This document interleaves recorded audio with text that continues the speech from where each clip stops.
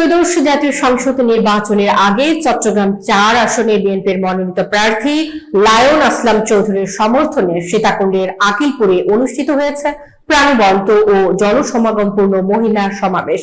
সীতাকুণ্ড প্রতিনিধি রমিজ আলী জানান, মঙ্গলবার বিকেলে আকিলপুর গ্রামে আয়োজিত সমাবেশে নারীদের ঢল নামে। অনুষ্ঠানে সভাপতিত্ব করেন শিরিন আক্তার এবং সঞ্চালনায় ছিলেন সদস্য সচিব আবুল কাশেম।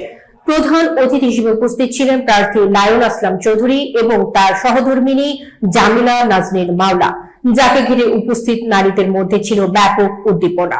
সমাবেশে উপস্থিত ছিলেন আহ্বায়ক ইউসুফ আজাদ, বাঁশবাড়িয়া ইউনিয়ন বিএনপির সদস্য সচিব ইদ্রিস মিয়া, যুবদলের সাধারণ সম্পাদক আলাউদ্দিন, ইউনিয়ন ছাত্র দলের সভাপতি দেলোয়ার হোসেন, তাঁতি দলের সভাপতি নবিউল হক সহ অন্যান্য নেতাকর্মীরা। প্রধান অতিথির বক্তব্যে জামিলা নাজনীন মাওলা বলেন, নারীর ক্ষমতায়ন ছাড়া কোনো সমাজ এগোতে পারে না। ধানের শীষ বিজয়ী হলে নারীদের শিক্ষা, স্বাস্থ্য, নিরাপত্তা ও কর্মসংস্থানে আমরা দৃশ্যমান পরিবর্তন আনব।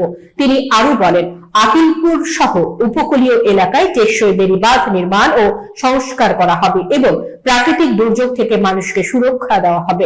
নারীদের জন্য সেলাই, হস্তশিল্প, ক্ষুদ্র ব্যবসা ও প্রশিক্ষণ ভিত্তিক আত্মকর্মসংস্থান প্রকল্প চালু করা হবে, যাতে তারা স্বাবলম্বী হতে পারেন। জামিলা নাজনীন মাওলা বলেন, লায়ন আসলাম চৌধুরী নির্বাচিত হলে সীতাকুণ্ডের প্রতিটি নারী উন্নয়নের অংশীদার হবেন। ধানের শীষই নারীর নিরাপত্তা ও সম্মানের প্রতীক। সমাবেশ শেষে উপস্থিত নারীরা ধানের শীষ প্রতীকের পক্ষে স্লোগান দিয়ে ভোটের দৃঢ় অঙ্গীকার ব্যক্ত করেন।